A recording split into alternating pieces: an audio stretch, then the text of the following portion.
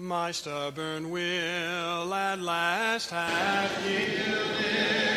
I would be thine and thine alone. And this the prayer my lips are bringing, for within me thy will be done. Sweet will of God, still fold me closer till I am wholly lost in thee. Sweet will of God, still fold me closer till I am wholly lost in thee. I'm tired of sin, but sore and weary, the darksome path and dreary road. But now life has risen to cheer me. I find in thee my star, my sun. Sweet will of God, still fold me closer till I am wholly lost in thee. Sweet will of God, still fold me closer till I am wholly lost in thee. Shut in with thee, O Lord, forever. My wayward feet no more to roam. What part from thee my soul can sever?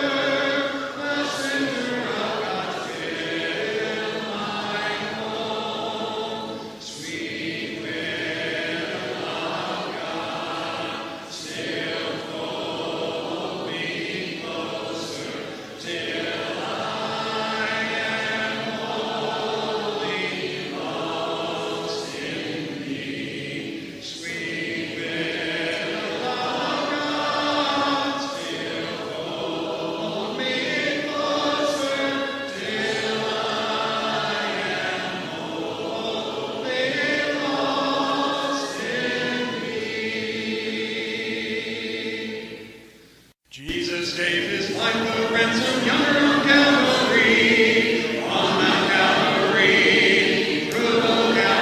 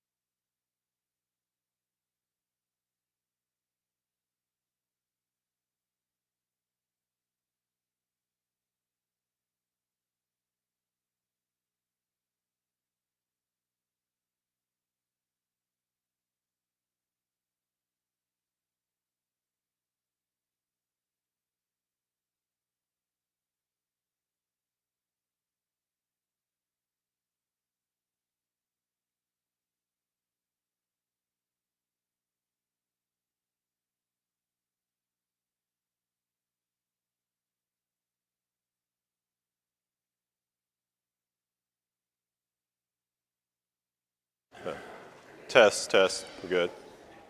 Test. Is it on? Okay. All right, so we'll go ahead and get started. So we're in Daniel chapter 9. We got a little ways into it, but I may just start back at the beginning. I'm not going to rehash everything that we talked about already, but since it's a prayer, I kind of wanted to make sure we kind of get the context of it before we get into the next section of it. So when you look at verse 1, it says, in the first year of Darius, the son of Ahasuerus, of the lineage of the Medes.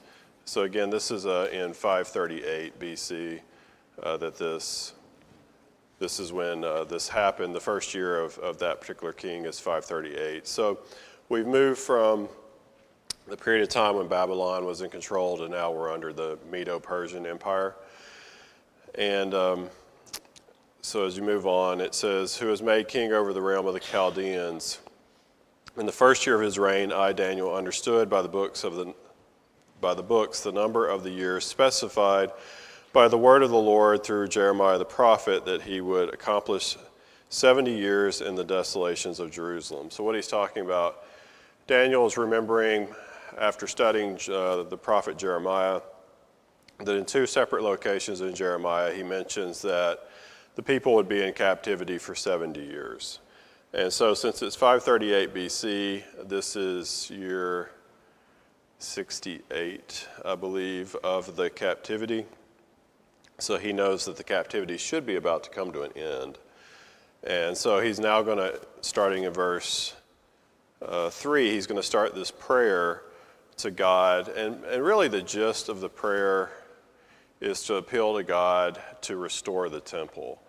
And it's important to kind of keep that in mind as you read through the prayer, because when you get to the end of the prayer, or the vision at the end of the chapter, if you don't really know that the whole purpose of this chapter is about it's about the city, but more specifically, it's about the temple in Jerusalem, then the end of the chapter leads to a lot of interesting interpretations that people come up with, partly because they kind of get sidetracked into thinking about things other than the temple. So the prayer really as a whole is pleading for God to remember that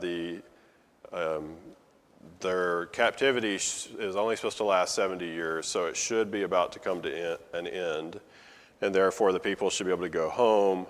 And then when they go home, they should be able to rebuild the temple. So that's kind of what this is really all about. Now, I'll go ahead and tell you up front that the year is 538 BC, and so he's issuing this prayer. And so if you ask yourself, is prayer effective? Actually, Cyrus is going to give the edict, or he's called Darius here, is going to give the edict possibly as short as a few weeks to a few months after this prayer, to let the Jews go back home to rebuild the temple. So God is going to answer Daniel's prayer very quickly.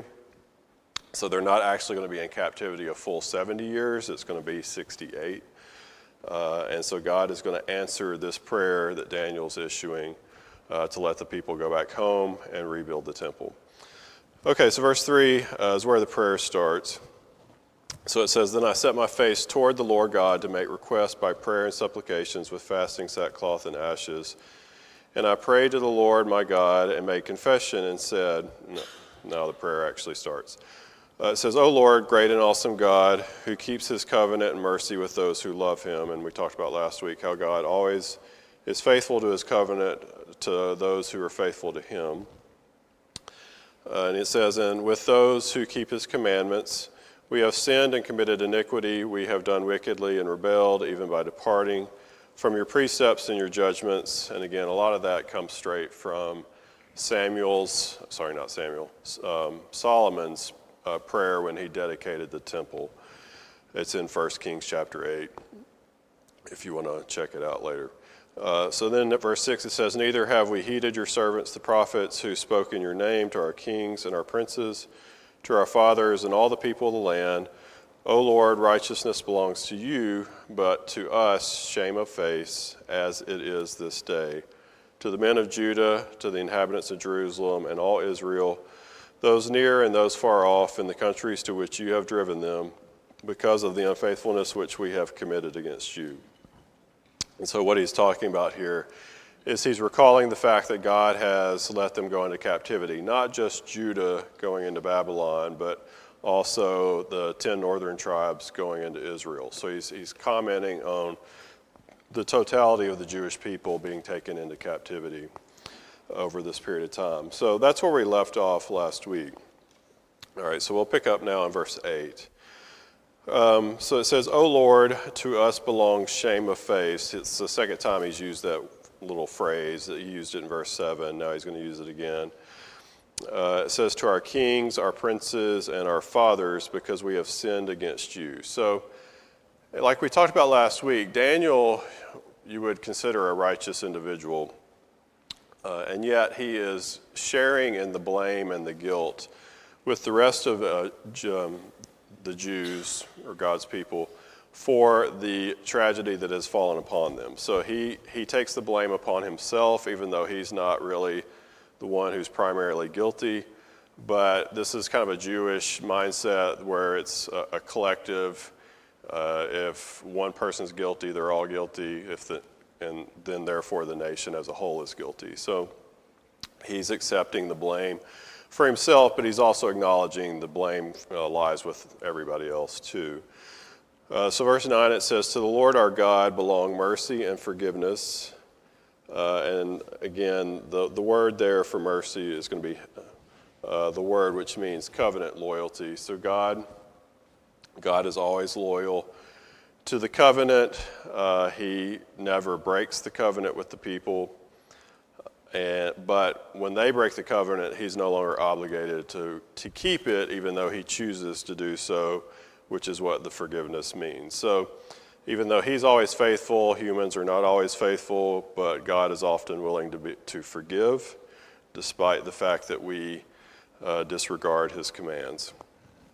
And then he goes on, he says, though we have rebelled against him. Verse 10, we have not obeyed the voice of the Lord our God to walk in his laws, which he set before us by his servants, the prophets. This is the second time he's referred to the prophets as servants of God.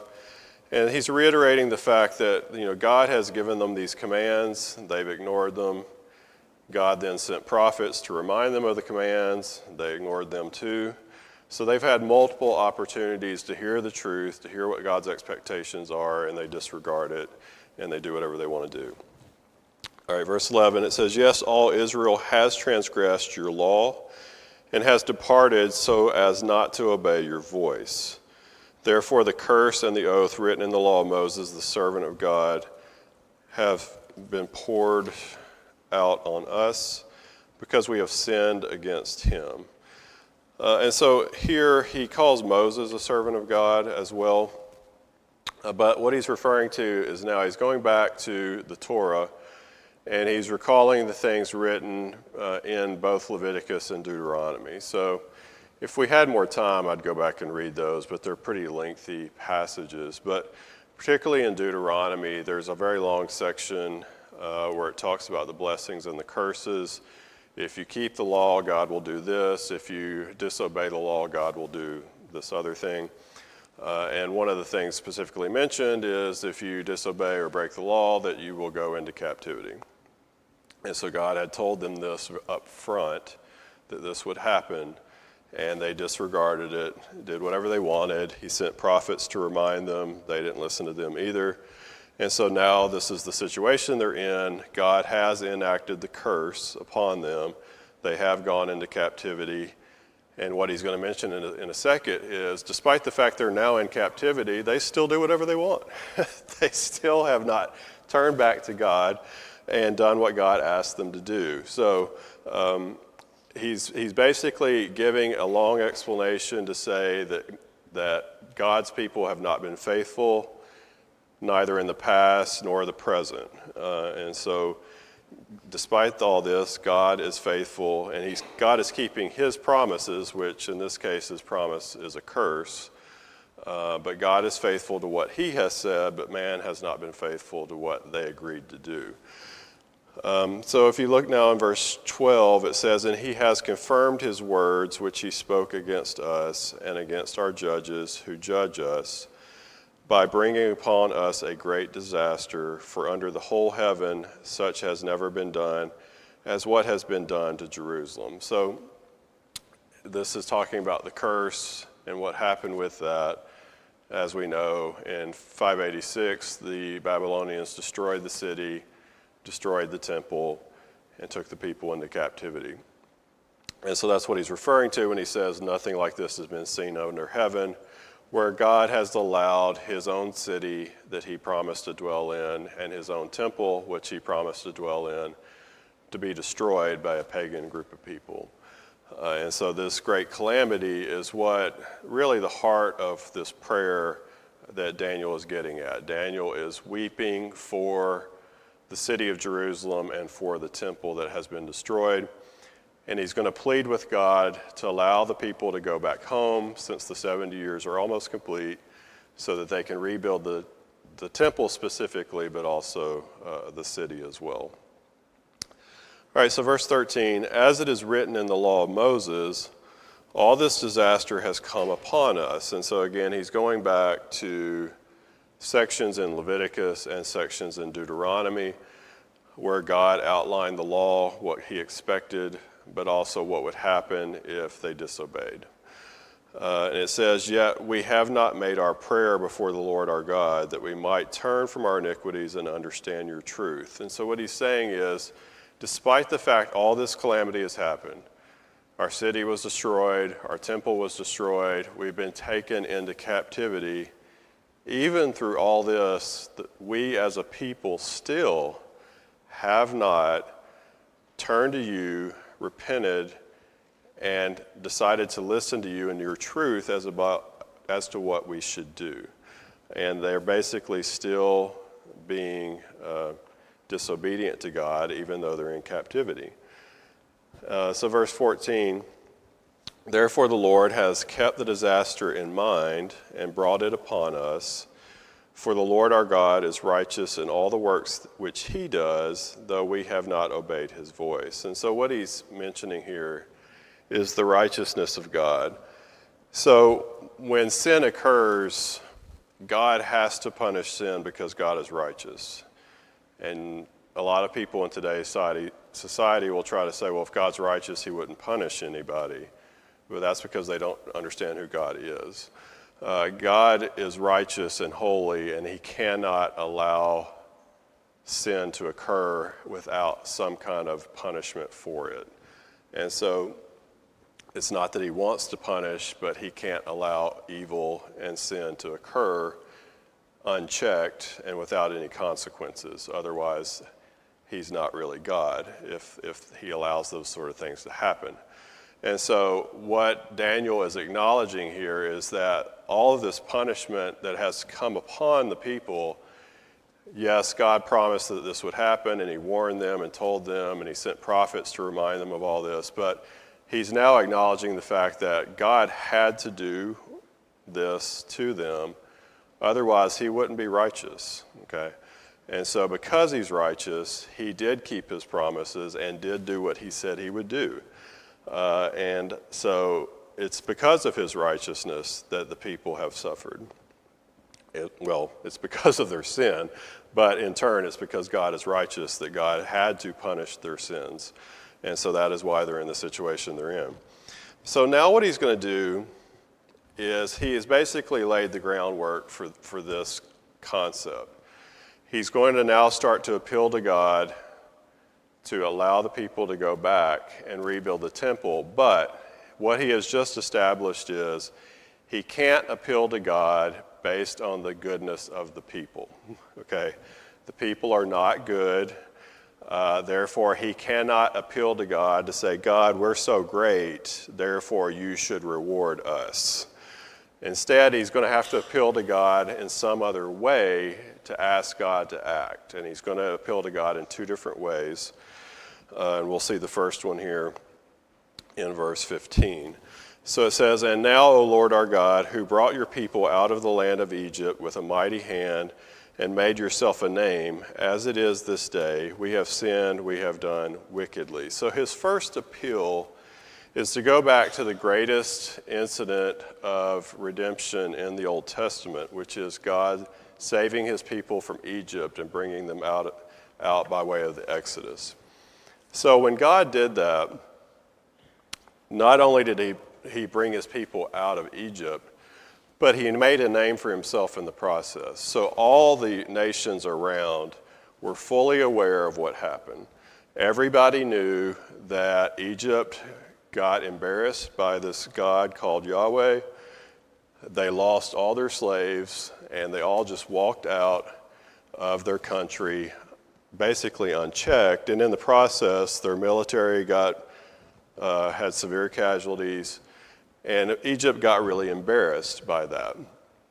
But everybody knew that this happened. All the other countries knew, and so everybody knew who Yahweh was, okay? The entire ancient Near East knew who Yahweh was as a result of this. So, as a result of the Exodus, Yahweh made a name for himself. All the nations knew who Yahweh was. And so he's appealing to God to remember the fact that he had made a name for himself in the past. Now, why is he bringing this up? Well, the converse has now also become true, which is when Babylon went in and destroyed the city, destroyed the temple, and took the people away into captivity, the opposite effect happened, which was everybody assumed Yahweh was weak, Yahweh couldn't protect his people, and therefore the name of Yahweh got desecrated amongst the nations. And so he's going to make an appeal to God here to say, hey, you did this great thing in the past. You need to do something again to preserve the reputation of your name. Now, God doesn't need to do that to preserve his name, but to make people understand the significance of who he is, he's appealing to God to do this, trying to think of a good way to say it. It's not really to repair his reputation, but I guess with people that don't really know who he is, in a sense, it will sort of repair his name in a way. Now, the same is true with Christians and us. What is the greatest event in history from our perspective? Well, it's Christ dying on the cross, okay? And so what happens when we sin and when we disobey the commands of God? Well, we can't stand before God on our own goodness, so we have to go back and appeal to God to react based on what Christ has already done for us. And so it's the same idea that when we sin against God, we can't appeal to our own goodness, we have to appeal to what Christ has done for us. And so it's the same concept that Daniel's talking about here. All right, starting in verse 16, he's now going to make the second appeal, which is a little bit longer to get through. All right, so verse 16, it says, O Lord, according to all your righteousness, I pray let your anger and your fury be turned away from your city, Jerusalem, your holy mountain, because for our sins and for the iniquities of our fathers, Jerusalem and your people are a reproach to all those around us. So he's admitting that the people have become an embarrassment to God and made God's name be embarrassed in the process. And so again, he can't appeal to God based on their goodness, because they're not good, nor are we. And so he's acknowledging we have messed up, and in turn we have brought shame on your name as a result of it. So verse 17, it says, Now therefore, our God, hear the prayer of your servant and his supplications, and for the Lord's sake, cause your face to shine on your sanctuary, which is desolate. And so he's talking about the temple being desolate in Jerusalem. And the idea of the shining your face on, that goes back to Aaron's benediction, I think maybe back in Numbers, I can't remember exactly where, but it's a reference to something with Aaron in the past. All right, verse 18, it says, "O my God, incline your ear and hear, open your eyes and see our desolations and the city which is called by your name. For we do not present our supplications before you because of our righteous deeds, but because of your great mercy." So there's the appeal. He's appealing to God's mercy to get God to let the people go back. So he's making two appeals here. He's appealing to God to do something great like he has already done in the past with the Exodus as a way to save his name and his reputation. And he's also saying he's appealing to God's mercy at the same time to let the people go back based on God's mercy. Now, the flip of all this is if God answers this prayer the way Daniel's asking it, will all those things occur?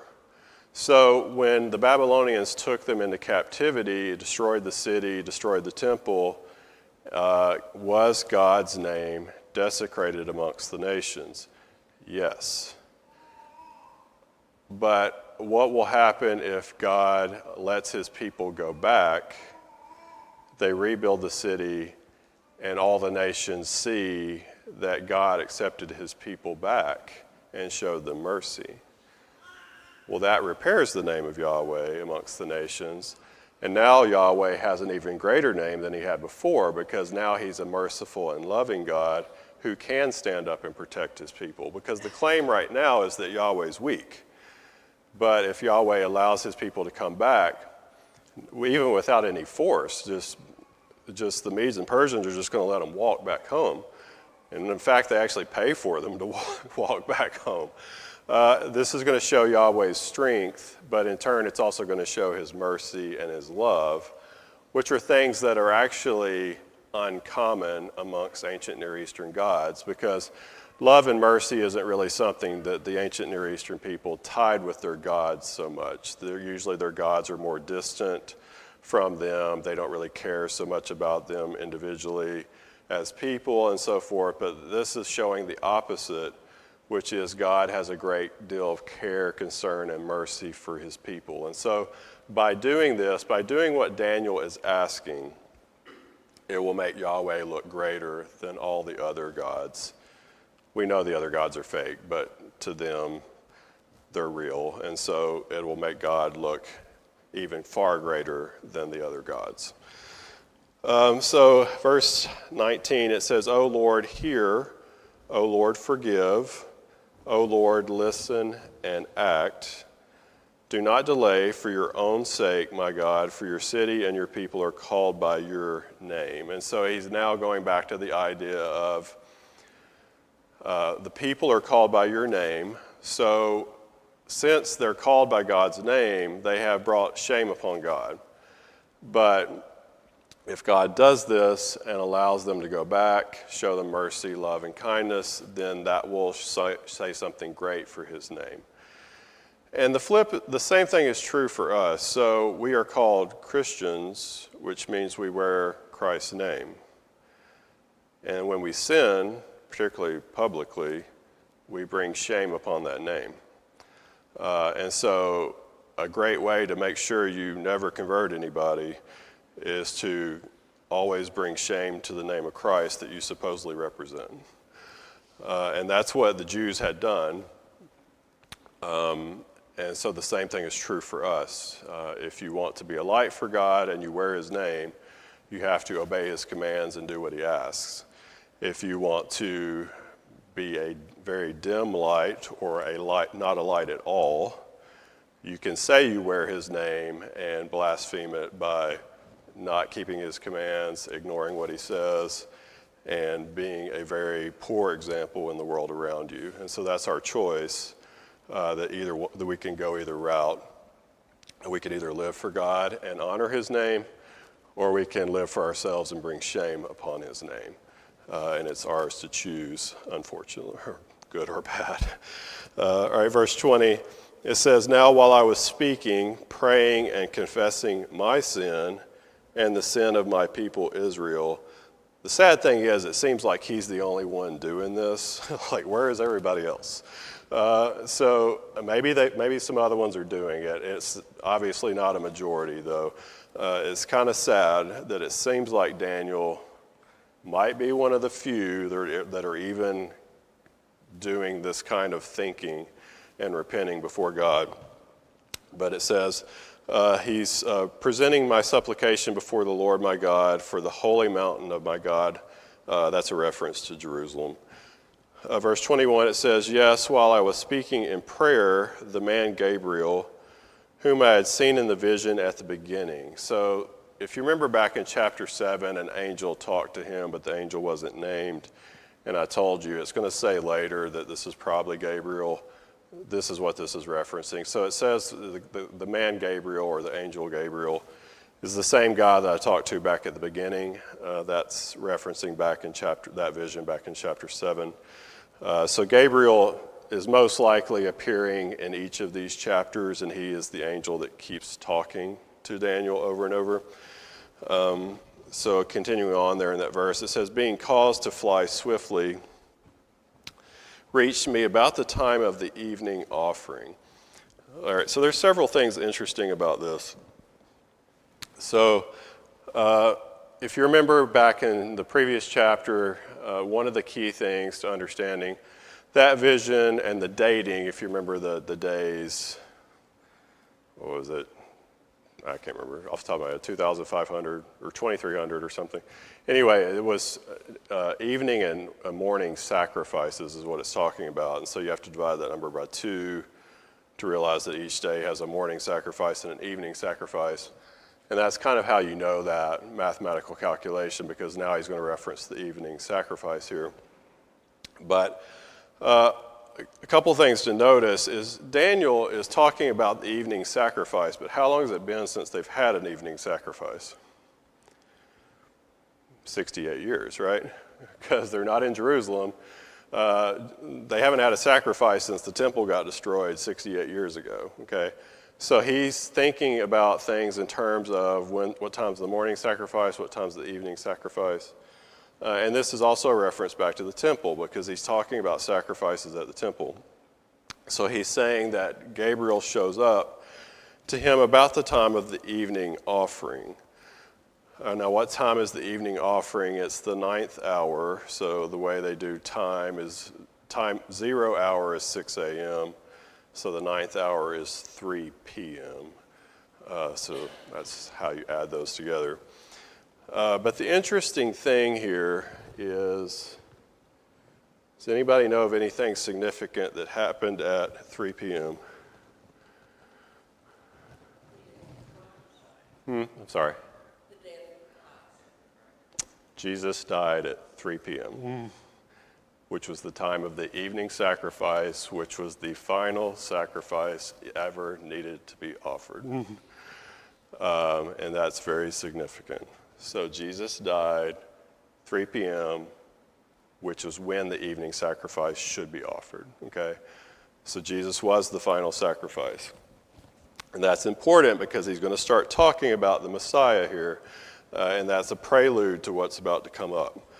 All right, so verse 22, and he informed me and talked with me and said, O Daniel, I have now come forth to give you skill to understand. So this same phrase has been said a couple times in the book of Daniel, once back in chapter 1, and I forget where the other one was. But in those instances, God gave Daniel understanding. Here, Gabriel is sent by God to give Daniel understanding as to what's going on. So verse 23, it says, at the beginning of your supplications, the command went out. Another way to say that is when you started to pray, God issued a command that I'm supposed to go talk to you, basically. So it says, and I have come to tell you, for you are greatly beloved. So Gabriel tells Daniel that when you started praying, God heard your prayer, and God told me to come tell you what I'm about to tell you. And the reason I'm telling you this is because God loves you greatly, okay? And so remember, what has he been praying about? He's praying about Jerusalem and rebuilding the temple. And so what he's about to tell him deals with those ideas, okay? So the last line there, verse 23, therefore consider the matter and understand the vision. So now he's going to tell him a vision. And this is where you can find a million interpretations of this, and they're all over the map. And it really depends on what bent a person has with eschatology and future events and blah, blah, blah. I'm not even going to bother to explain any of those, that we could spend months just talking about all these different ideas and how they're interpreted and so forth. The difficult part is at the beginning of verse 24, where it says 70 weeks are determined. So what's going to happen in this vision? Gabriel's going to tell him up front something's going to take 70 weeks to occur. And then a little later on in the vision, he's going to break the 70 weeks into 3 smaller time frames, but the numbers still add up to 70, okay? And so people have a lot of different takes on these 70 weeks. What does this mean? And so forth. The simpler explanation, and probably the correct, is part of it's a play on words. It's definitely not literal. And it's also playing off some motifs from other parts of the Old Testament. So I'll try to kind of tie some of that in, and I know the bells are going to ring before we get too deep into this. So first of all, in Hebrew, the word 7 and the word weeks sound pretty similar. They look similar. And so that's part of the play on words that's going on here, is they're not quite rhymey, but they do sound a lot alike. And they look a lot alike. So that's part of the play that's going on here. Secondly, the number 70 is partially a play on Jeremiah and him talking about that they're going to be in captivity for 70 years. So that's part of where the number comes from. Remember, they're not even in captivity literally 70 years, so you shouldn't really take this number literally either. The other thing is the 70 is a play off the number 7.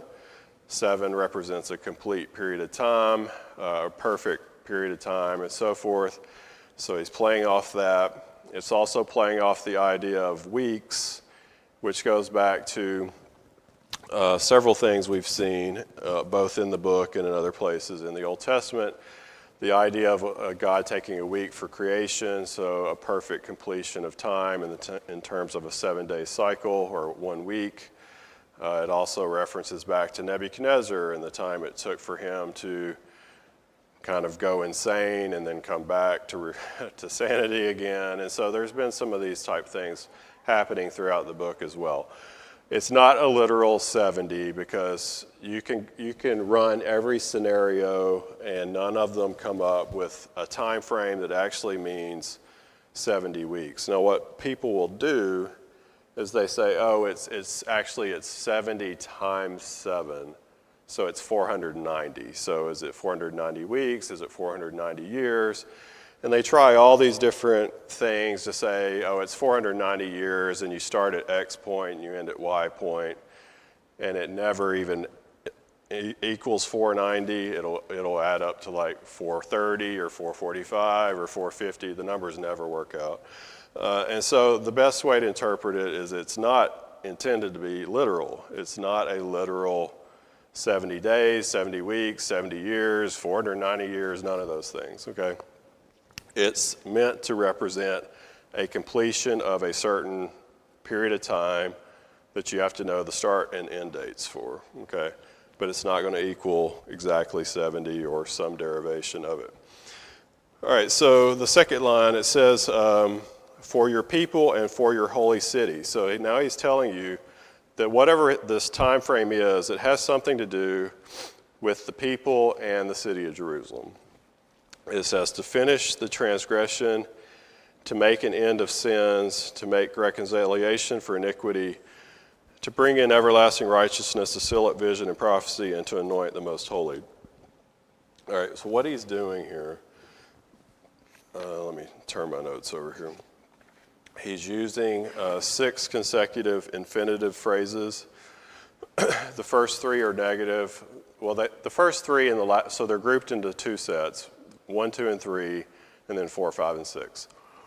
They all say the same thing, but the first 3 say it from a negative angle, the latter 3 say it from a positive angle. So you have to start with the first one. So they're all in verse 24. If you go down, if your Bible has it in lines, like a poem, then it would be line 3.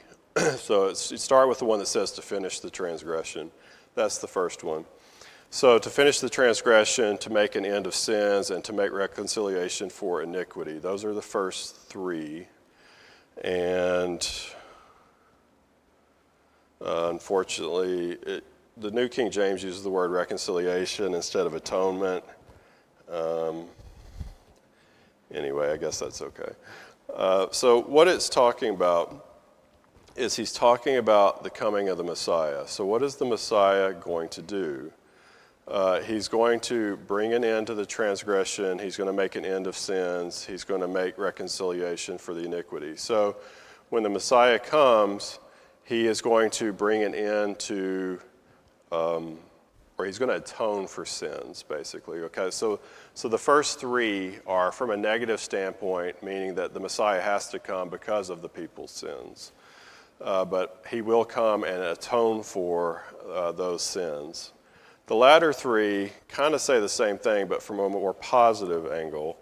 So it says to bring in everlasting righteousness, to seal up vision and prophecy, and to anoint the most holy. So when it says to bring in everlasting righteousness, what that means is when Christ comes and he is offered as that sacrifice, there doesn't need to be any more sacrifices. He will be the one final everlasting sacrifice. So when he just referenced the 3 p.m. sacrifice, that's the time Jesus was offered as the sacrifice. He's now saying, is that the second or first? First? Sorry, okay. He's saying that when the Messiah comes and he's offered as a sacrifice, that's it. There's no more sacrifice. Now, obviously, sacrifices continued beyond that, but what is he saying about, so remember, the whole prayer is about the city and the temple. Does the city and the temple have any significance after the final sacrifice is offered? No. Okay. It doesn't matter if you offer 1,000 more sacrifices after that. They don't do anything. Okay. And so that's what he's saying when he says that it's an everlasting righteousness. But what he's trying to convey to Daniel is this. You want the city to be rebuilt, you want the temple to be rebuilt, and it will be rebuilt. Okay?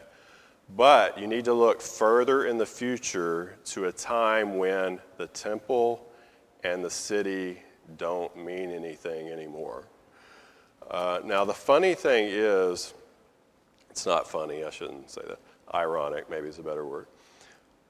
People today who love to go to Daniel and read Daniel and make all kinds of claims about things are also the same people that say we should stand up for Israel and the temple will be rebuilt. And sacrifices will be offered there again. And then they'll talk about modern day prophecy and all this stuff. And Gabriel is actually telling the exact opposite here, okay? So if you go to the next line, it says to seal up vision and prophecy. So it's a similar thing as mentioned in Revelation with the seals and all that stuff. And so what he's saying is if you have a vision and it's sealed up, well, 1, that means the vision is true. But 2, it means you're not supposed to add anything to it. So once it's written down and sealed, it's closed. You don't write anything else on the piece of paper. And so what he's saying is once the Messiah comes and the Messiah is offered and sacrificed, there will be no more prophets, nor will there be any more prophecy. And so it's going to come to an end. And then it says to anoint the most holy. So obviously when Jesus comes and he is sacrificed and made king, that he will be anointed as the most holy. So what is all this saying to this point in the first verse here of this vision? Gabriel is telling Daniel, I know you want the city to be rebuilt. I know you want the temple to be rebuilt. I know you love the temple, you love the city, and you love it because it's the place where God dwelt, and you love God, and so you want you want all the gang to get back together, so to speak, and you want the city, and you want all that stuff back. And he's saying all that will happen, but it's only going to happen for a while. And you need to look beyond that to something that's greater than a city and a building, okay? And as great as the temple was, it's still a physical building. And so he's saying, look beyond, and you'll see something greater than the city and the building. And the greater thing is the Messiah, okay? Because what was he alluding to in this whole prayer?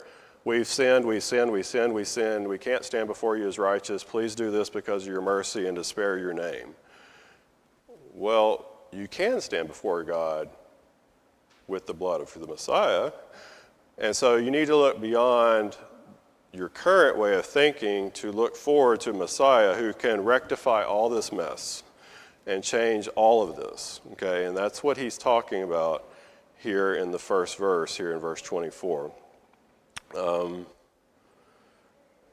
I may stop there for tonight. Does anybody have any comments or questions on this so far? John?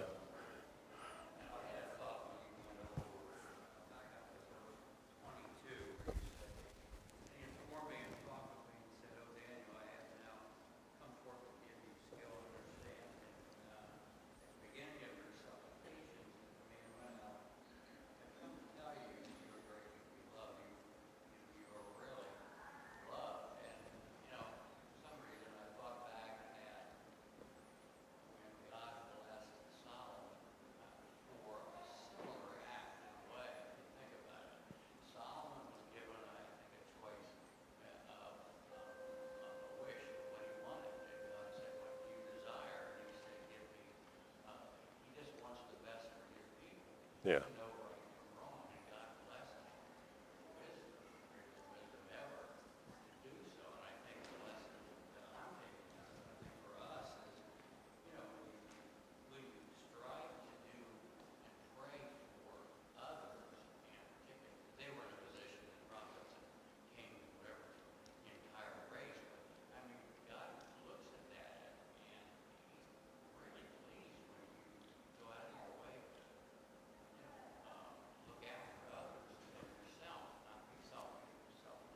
Yeah. I don't know, I just thought about that. I never picked that up.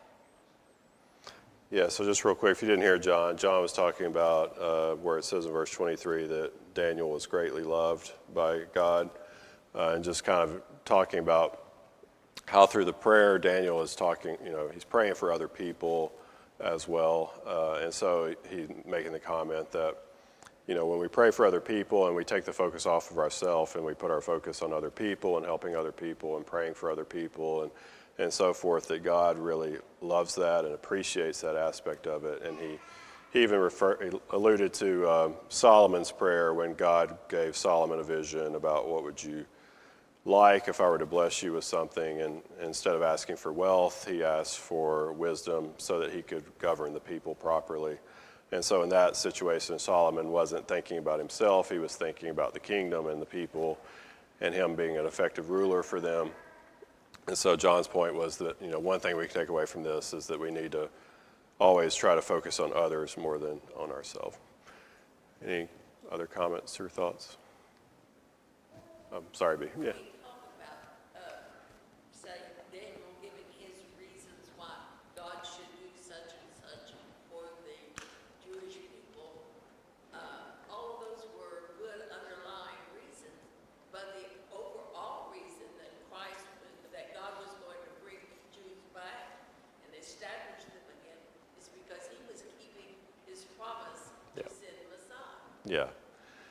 Yeah, that's true. And he's sort of hinting at that too. So he's hinting at in the prayer that, you promised you would curse us if we did X, Y, and Z, but you also promised that if we turn back to you, you would, be faithful to us and so forth. And so he is kind of alluding to that as well. But B's point is well taken, that God is doing this and bringing them back to establish his own purposes, which he's already promised, which is to bring the Messiah in the world and so forth. So it's really more about God's plan than quote, saving his name and all that stuff. I mean, that has its role too, but that's not the main point. So anybody else?